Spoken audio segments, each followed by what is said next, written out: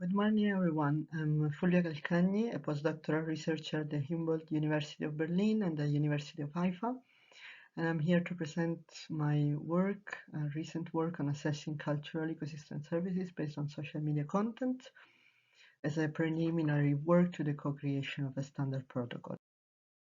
Recent studies have shown the multiplicity of data and data sources that are available within social media. For example, just to name a few, Twitter, Flickr, Facebook, Instagram, but also different data types available within those sources. For example, photographs, text, or metadata, either used singularly or in combination.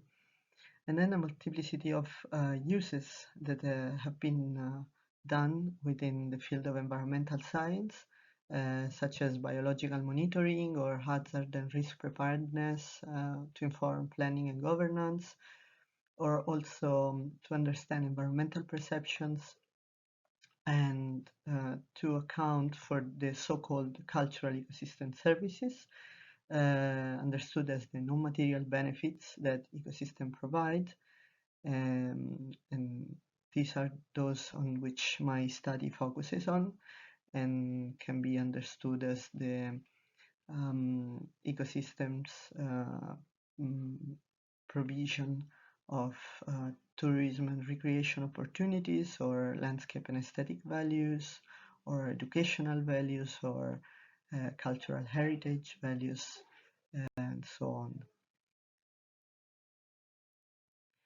Scholars have been engaging with such diversity with a multiplicity of approaches, starting from the framing adopted, so understanding this data as reflecting the services supply, the flow or the demand, but also as showing the values we ascribe to the services or to the benefits those services provide.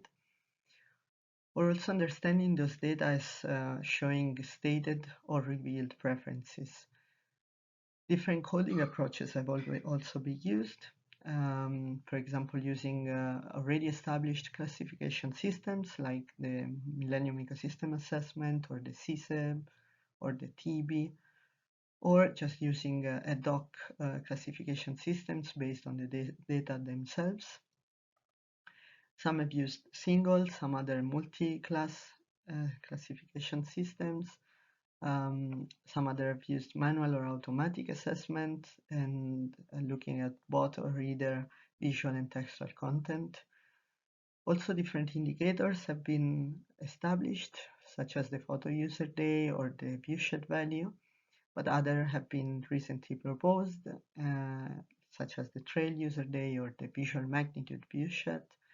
And then there are different ways of engaging with this data and of analyzing them statistically and spatially, such as through clustering or weighted regression, just to name a few.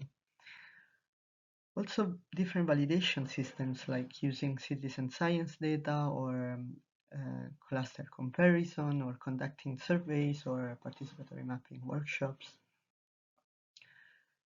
What is certain is that this richness implies a challenge of consistency and comparability, especially if we see different understanding for the same services across studies. So we understood that there is a need for a standard protocol, and this is the focus of the project I'm involved in, that is structured on 3 steps. The first one is a literature review based on studies assessing cultural ecosystem services through social media data.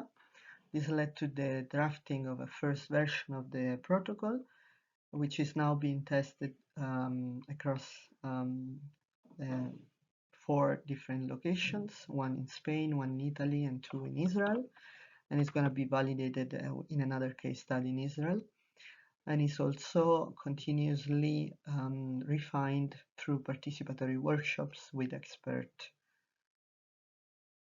The current draft include these four main sections: data collection, sensitive data handling, data interpretation, and data representativeness or contextualization. What I'm focusing on today is on the interpretation phase, for which I developed a stepwise process for integrated evaluation, understanding integrated evaluation as a mixed method approach, which is leveraging on both the qualitative and quantitative qualities of social media data. In particular, it starts from qualitative ethnography, so performing an unobtrusive analysis of both visual and textual content in order to code a multiplicity of cultural ecosystem services values. We could also realize that for almost all the services, the textual information were essential, while for landscape aesthetic and social relation, visual information are more performing. A second step includes an application of the grounded theory principle in order to perform an inductive and data-driven assessment and iteratively develop a coding protocol based on a sequential structure, which you can see on the left, and in order to grant consistency and replicability to the assessment. A third step, which is to perform an intercoders agreement to reduce subjective interpretation of passive data following the flow on the left and calculating the Matthews correlation coefficient in order to validate the coding across different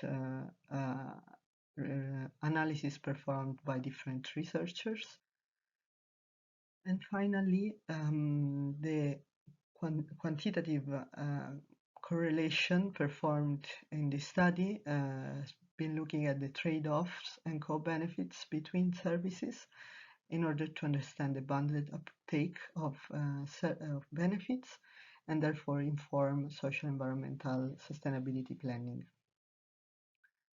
Further work that I've been performing has been focusing on addressing the representativeness bias by looking at metadata analysis and therefore perform cross analysis between different axes of